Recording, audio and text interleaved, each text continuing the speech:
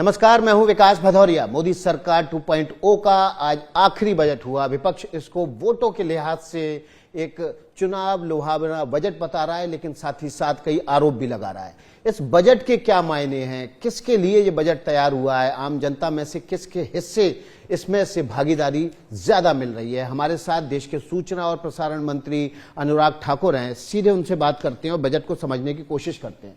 अनुराग ठाकुर जी, पहला सवाल, ये बजट आप किसका मानते हैं? महिलाओं का, किसानों का, नौजवानों का या युवाओं का? कौन इस बजट से सबसे ज्यादा फायदा नफा ले पा रहा है?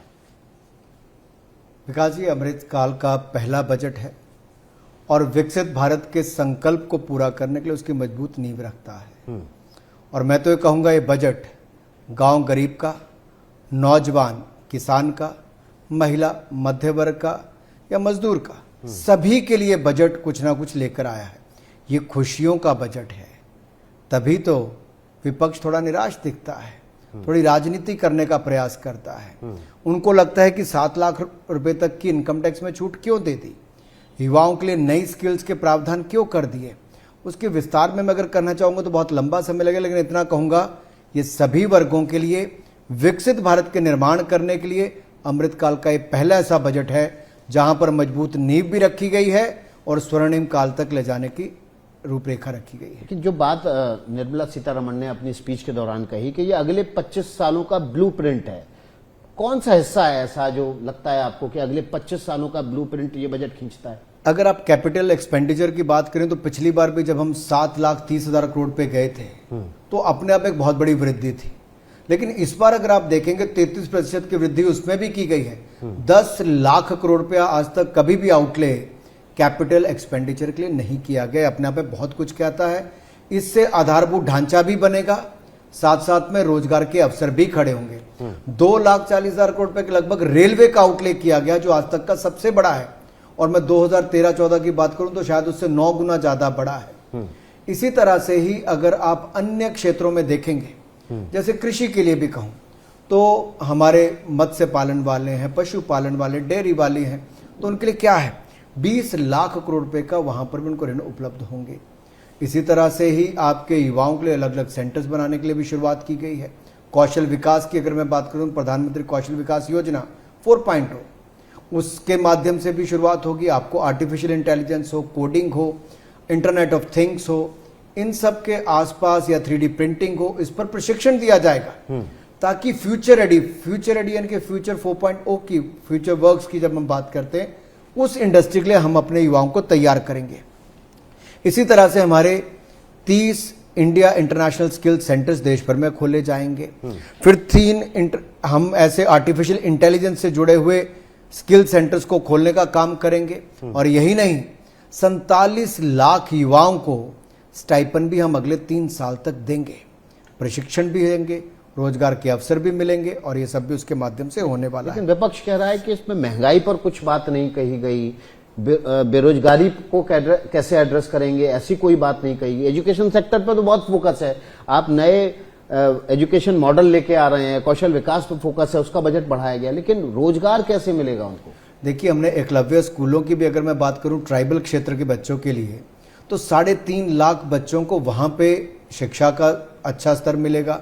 38,000 टीचर्स की वहां पे नियुक्ति अलग से की जाएगी। तो ऐसे तो अलग अलग वर्गों पे जाऊंगा तो बहुत लंबा समय लग जाएगा। लेकिन जो आप कर रहे हैं महंगाई की बात, आप दुनिया भर से तुलना करके देखिए, अमेरिका से, यूरोप से, साथ लगते पाकिस्तान से भी देख लीजिए। भारत में महंगाई कंट्रोल में है, लगातार नीचे आई है।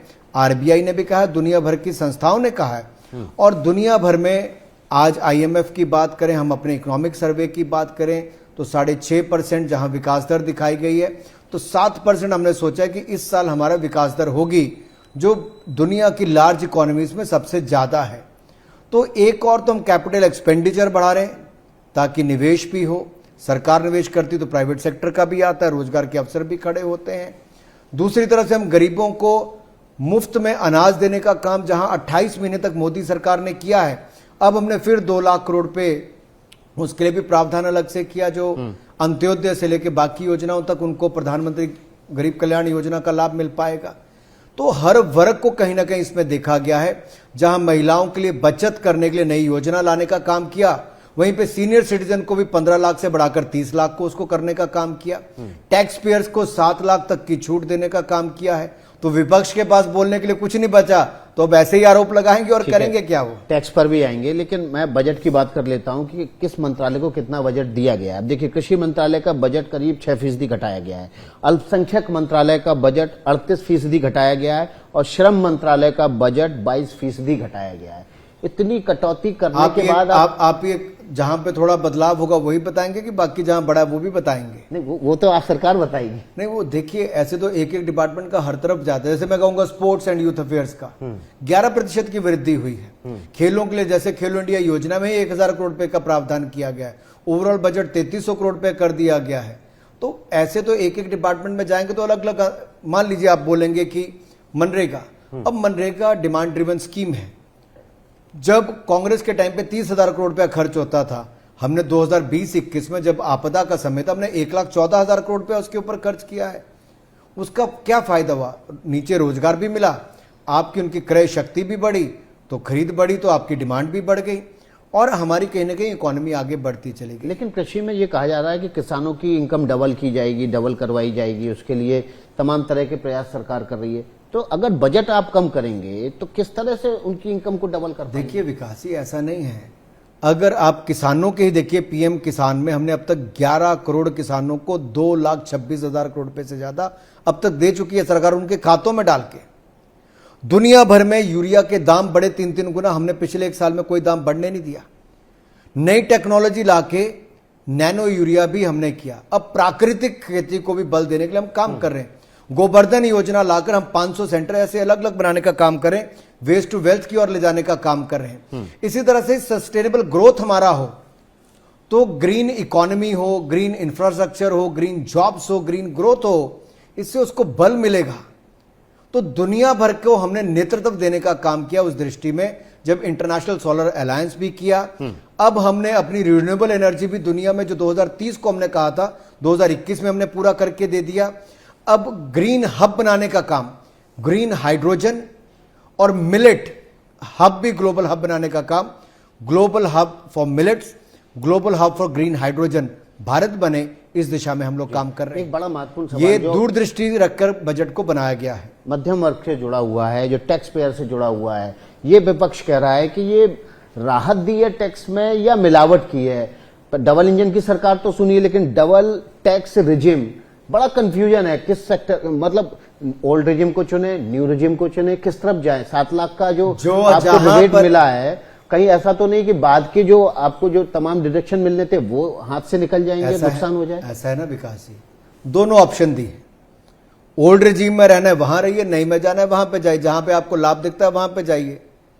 अगर आपको डिडक्शन में जाना है तो आप वहां पे जा सकते हैं, आपको नए स्लैब में टीयर सिस्टम में जाना है वहां जा सकते हैं। आपके दोनों ऑप्शन है, कोई बंद थोड़ी किया है।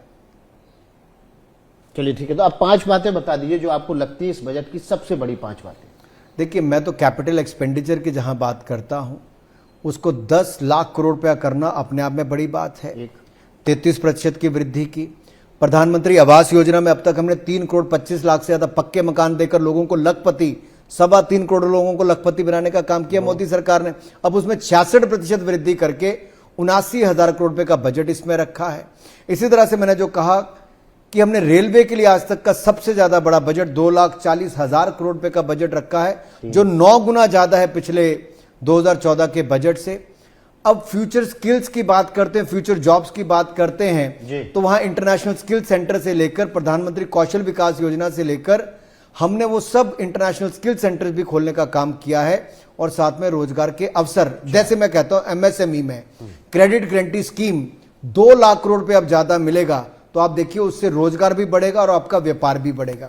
तो ऐसा ही आपको 20 लाख करोड़ रुपया कृषि, पशुपालन, मत्स्य और डेयरी, इसके लिए दिया गया है, ताकि किसान उसमें मत्स्य पालन से लेके आपके पशुपालन और डेयरी में भी आगे बढ़ सकें। और 5वां जो आपके बुजुर्गों के लिए है, 15 लाख से 30 लाख की लिमिट बचत के लिए कर दी है।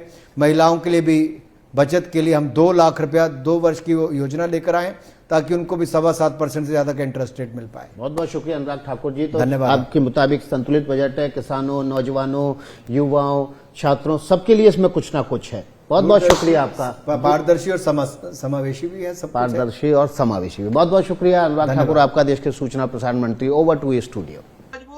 क्या मजबूरी है मेरी, बताइए। मैं अभी आपको बताती हूँ कि मैंने ओए होए होए होए होए। नमकीन के चटकारे लेते हुए टकटकी मार के डिबेट शो को पॉज रिपीट कर करके देख रहे हैं जोगिंदर जी। इनकी तरह आप भी देखें अपनी फेवरेट डिबेट्स को रिपीट कर और डाउनलोड कीजिए एबीपी लाइव ऐप अपने स्मार्ट टीवी पर।